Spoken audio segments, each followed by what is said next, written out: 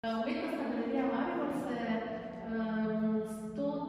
obletnici organiziranega delovanja na likovnem področju v našem mestu pridružila s temi dogodki, veliko pregledno predstavitvijo vrhuncev z naše zbirke, ki si jo javnost ogleda še lahko ta trenutek oziroma dlje časa v naših zgodnjih razstavnih prostorih. Cilj pričujoče razstave pa je bil osvežiti spomin, kako se je vse skupaj začelo. Pa vendar s tema dvema dogodkoma samo nekoliko prispevamo k dosti obširnejše zasnovanemu konceptu, bi rekli praznovanja, pravzaprav 100. obletnice delovanja. Vojko, ti si imel srednjo vlogo oziroma imaš srednjo vlogo v povezovanju različnih akterjev, v rokah pravkar držiš obsežen katalog, publikacijo. Mogoče čez besede na kratko predstaviš, za kakšno publikacijo gre in napoveš dogajanje v bodočih dneh.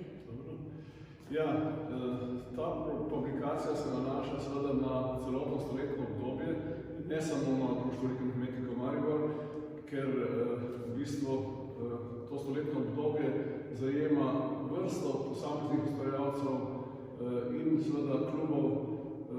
V 100 letih se je zgodilo marsikaj in v osnovi treba pogledati tako, da društvo je samo neko okrilje, pod katerim delujejo pač posamezniki, individualci, ustvarjalci, ki se pa povezujejo v teh okoljih naših, pa vse do tudi izven meja.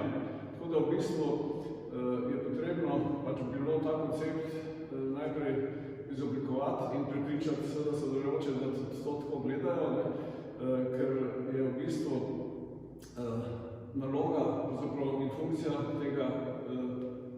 te monografije v tem, da osvešča o pomenu ustvarjalnosti, likovne ustvarjalnosti, ki pa je v bistvu v tem stoletju na nek način napredovala in se razširila v vse pore različnih oblik likovnega ustvarjanja. Se pravi, mi bi v bistvu želeli, ali pa vseeno bi želel, da bi popisali vse dejavnosti, ki temeljijo na likovnosti, ker v bistvu iz teh osnovnih klasičnih izvirajo tudi vse ostale.